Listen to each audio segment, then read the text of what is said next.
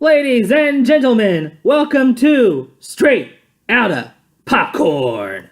This is where I conquer the movie theater and let you know just how good is that movie that you're dying to see. Is it worth it? Today's movie is Get Out, directed by Jordan Peele in his directorial debut.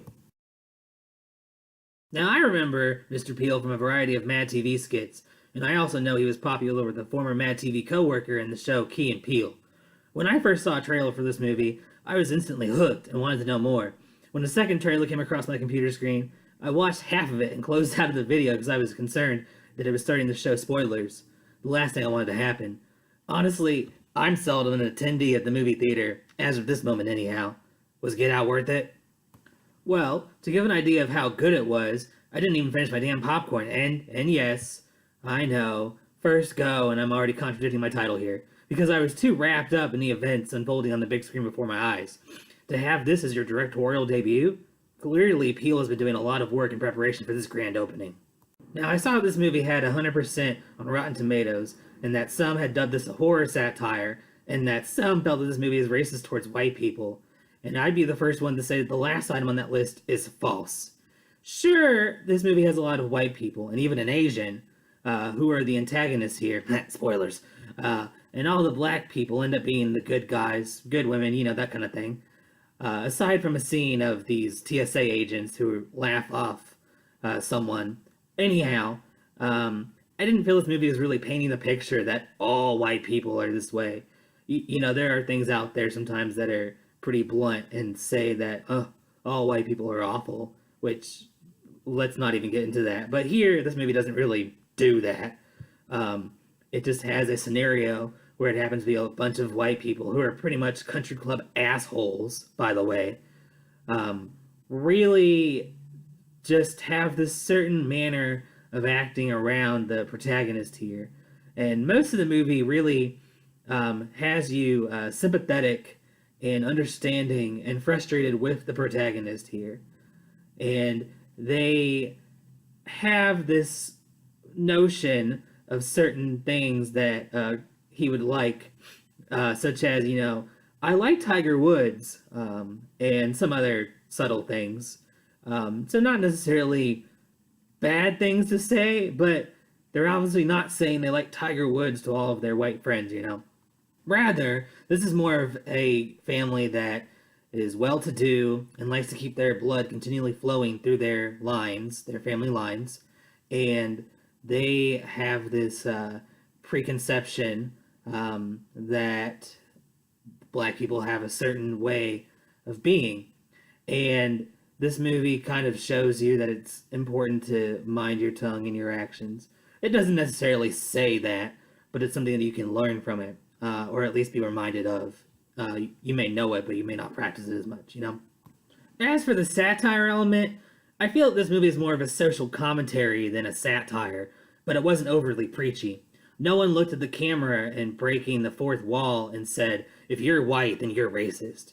Additionally, I'm usually laughing consistently through satires.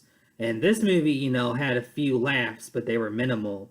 And that was not the focus of the movie here. Much of the movie, rather, leaves you feeling awkward and frustrated and sympathetic for the protagonist. So what's the plot here? Well, Rose, who is white, the name of my sister, and Chris, who is black, the name of my sister's husband, and it's my name too. Hey, look, it's me! Just kidding. Are an interracial couple who have reached a point in their relationship where it's time to meet the parents. In this case, it's Rose's parents. And on the drive over, Chris's friend calls him up and says something along the lines of, they're crazy and this is going to be scary and they're going to have things to say about you and to you. And Chris is like, yeah, I know, I'll roll with it. I like her a lot. This is fine. And he does look a bit concerned, though. He is laughing it off, but you can tell that there's a sense of dread in all of his body. And they hit a deer on their way out in the country. They're in the city, and basically, I guess it's Brooklyn. They don't really say where it's set. And they're going out to the country, basically to her parents' lake house here. and they hit a deer out of nowhere, and it flies into the forest and makes weird sounds. And Chris goes out there to find the dead animal, and it looks rather creepy. I mean, dead animals do that, roadkill. They call over the cop, and the cop's out in the country, and he asks for Chris's ID, even though he wasn't driving. Rose was, and Rose pitches a fit and calls him out on his bullshit. And yeah, that's fair. I mean, how is he even doing anything wrong? He's not even driving. He's a passenger. That doesn't really seem necessary. Doesn't even ask for Rose's license on top of that. It's not even like a big deal about the person driving the car. So, I mean, it's an obvious setup. And Rose defends him. Anyway, she mentions that her parents are a bit quirky, and they may mention that they will vote for Obama for a third term. you know, Kind of that thing I was talking about with the Tiger Woods, essentially complimenting black people so that they feel better about themselves. And, honestly, I think a lot of us do that, whether or not we really intend to. We just don't really check ourselves before we wreck ourselves. Anyway, so they get to the house, and as Rose mentioned, her parents do act a bit quirky. Her dad does mention the voting for Obama for a third term. Her mother has a more of an attitude of, really? My husband's doing this again. When will he ever end? She kind of has a more sympathetic picture to her. Chris's hands start jittering at the table, and the parents, intuit that he smokes cigarettes, and Chris is like, "Yeah, you caught me, yeah." And they're a little frustrated, but they roll along with it. They're fine with it. But then they keep suggesting hypnosis because Rose's mom is a psychiatrist, and he's like, I'm good for now, thanks though. Then the brother that they talk about, Jeremy, comes over to their house, and he basically looks like the kind of guy who is a doctor, in a more stereotypical sense, I guess. He's more of a drunk redneck that you would see in a Stephen King movie, except he's like 20 years younger, or 30, depending on how much facial hair that's all gray it turns out to be. But he's one of those country club medical school doctor, just real boorish, and causes a ruckus and almost beats him up, Chris up, and you're just like, yeah, that there's more to this picture than meets the eye. Obviously, I mean, you're sitting in a movie, but Jeremy's the first character that's having a hard time hiding his real nature here. Anyway, then it turns out that the big family gathering happens to be this weekend, and Rose is like, "What do you mean? Why is it this weekend?" And her parents look at her, and they're like, "Well, it's the same day every year. It's an annual gathering. Don't you know that?" And she's like, "Oh." And you don't think about it much at the time, but later it comes in. Throughout the movie, Rose is constantly checking in with Chris and making sure that he's okay, and that her family is just a little racist, I guess. Not as much as she remembered or expected. She hadn't mentioned that she was dating a black guy, and didn't really think much of it because she didn't care the same way that her parents might, with different times. But Chris says that, he's fine, he's used to this stuff, and that it's nothing new. He's grown up with it. It's a part of his life. But you can tell that there are certain things that do frustrate him. What works about this movie anyway? Well, for one thing, there's solid character development.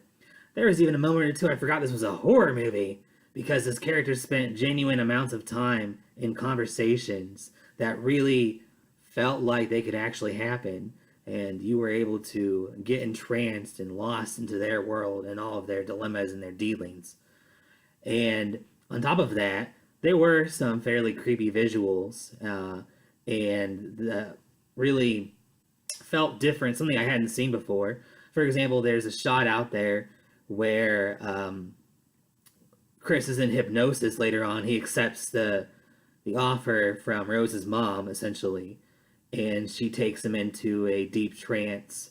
And the way of illustrating that he is really lost in reality is having him sinking down in this abyss of black, and the screen that was showing Rose's mom keeps pulling back until it's very, very small and only takes up, I don't know, about a 16th of the screen, and it's in the center, and you can feel that you're falling back with him. I thought that was pretty cool and something I hadn't really seen before.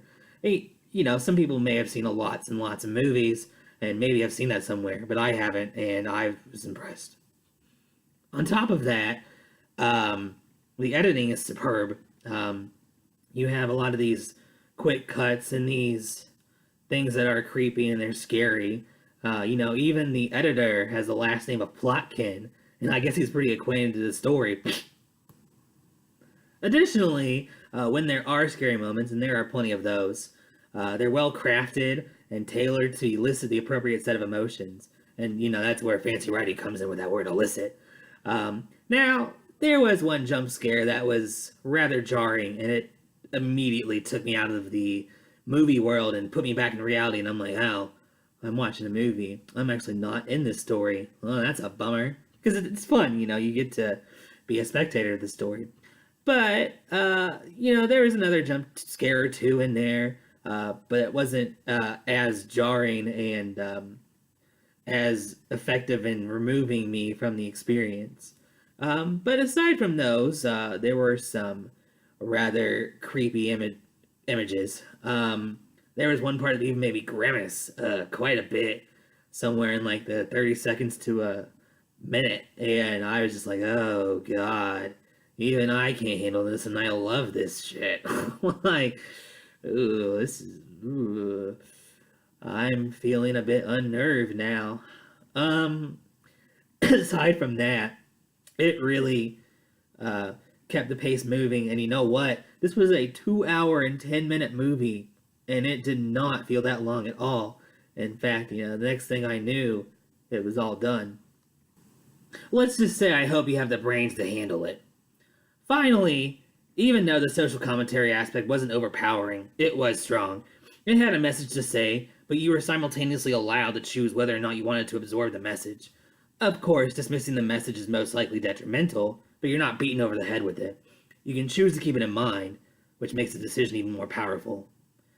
Overall, I'd give this movie an A-. I did not regret paying money to see this feature in a movie theater.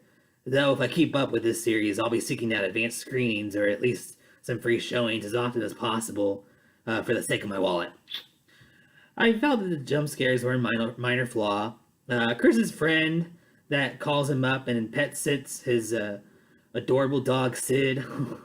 At least I'll give a minor spoiler here. Sid doesn't die in this movie. That's a good thing. His friend is a bit caricaturish. He's not really that well developed. Maybe he wasn't meant to be. It's not the biggest deal. It's just a bummer. I wanted to see more of this guy, and I don't know. It didn't want to really have that much of a caricature aspect, have an actual person that just happens to be black too, instead of throwing in stuff like sex slaves and the N-word and all kinds of things. And maybe that's what Jordan Peele feels. The conversations go, and you know what? He knows more than I do, so on that topic. So I'll leave it be on that one. But finally, you really have these motives of the antagonist here. Even in the trailers, you see that the family that Rose is a part of is not what they seem. Their motives were a bit murky. You could get the storyline if you were paying very close attention to it. If you don't want to know how it ends, I'd probably stop watching this now. But essentially, spoilers.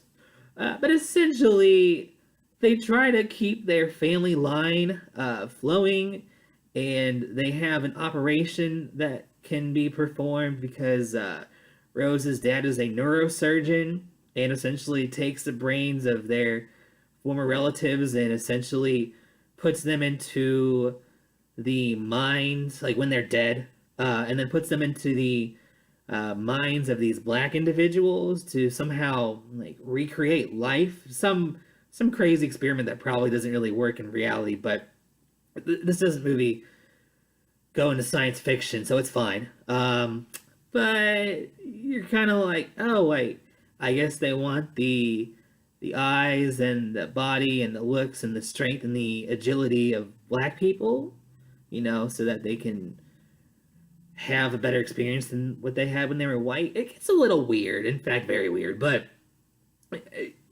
you notice that the black people that are on the farm are essentially servants and, keep the house tidy throughout the entire thing, and well to do.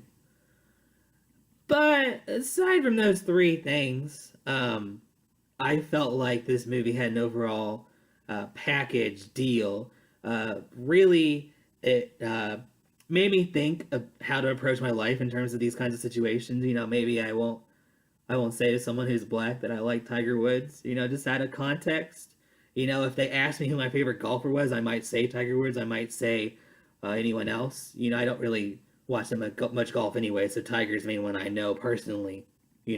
No sense of one way or the other, like in terms of race or not. I just know that he kicked a lot of ass while he was playing.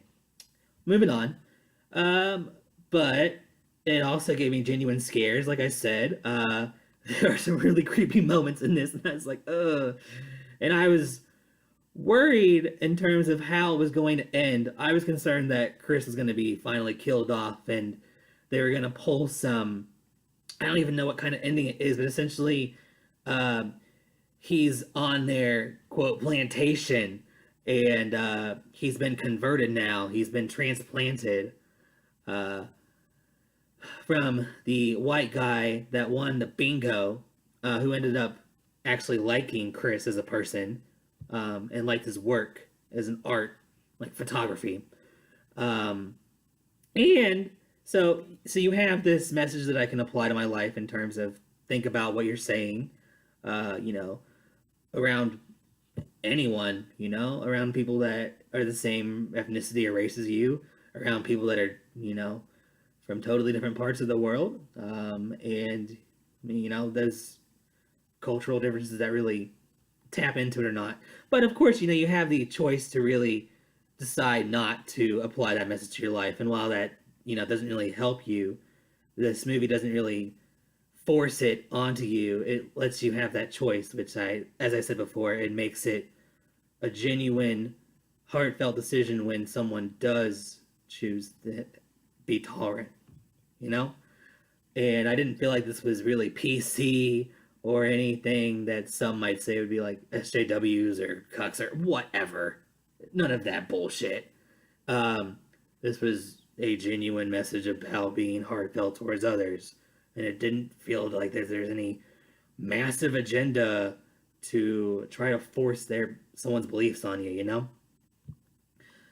And this movie was an entertainment to me. I was genuinely entertained. I wanted to know what was going to happen. I wanted to know each step of the story. I wanted to know just how everything was going to play out. There weren't a lot of surprises for me. That's not to say that events didn't happen that I didn't expect, but there's only like one real twist I would say in this movie aside from what was advertised in the trailers, and it's that Rose is just as bad as the rest of her family. I didn't see that one coming. I'm sure some people could see through it, but I was genuinely mystified because there's a scene where Chris finds a photo album, and Rose had said that she had never dated a black guy before, and that it had never happened, and it wasn't in her, like, I don't know, black book. The irony in that. Anyway, it turns out that she has dated a lot of black men, and that it seems like that maybe she brings them home to be converted. And he even recognizes some of the people that are on the uh, estate now that seem to be different. Trying to act not black, I guess.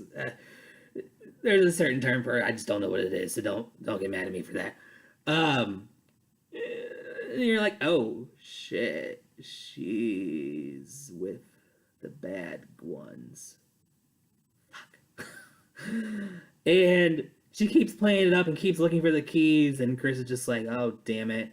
And you start to realize, and it goes on for more than a couple of seconds. And you're like, oh, maybe she's gonna find the keys. Oh no, she's lingering. Oh no, and it lets you sink in to this, and you're like, oh no, she really is bad too. And then her demeanor changes entirely. I don't know if I give him props on that one or not. But she did play the really sweet, the sweet girl. It just happens to be in a racist family part very well. I was convinced. I was fooled. Silly me. You can't always get what you expect to have. Or, some better phrase or some other nonsensical bullshit, whatever. As for the next movie in this new Straight Outta Popcorn series, I haven't made an official decision as to what it will be. I need to figure out how to go to more advanced screenings or start going to advanced screenings. And I'll probably start with some movies that came out a few weeks ago, such as the Lego Batman movie and even 50 Shades Darker. And I feel that it's my obligation to watch 50 Shades Grey before that. Pray for me. Yeah, like I said, overall, this movie really has the trifecta of a good moral that's not over the top, uh, awesome scares, and genuine entertainment. And as always, doing movie reviews is something I thoroughly enjoy, and I hope you got a kick out of all this nonsense. And you guys are the best, and thank you. And help a brother out and subscribe. Peace.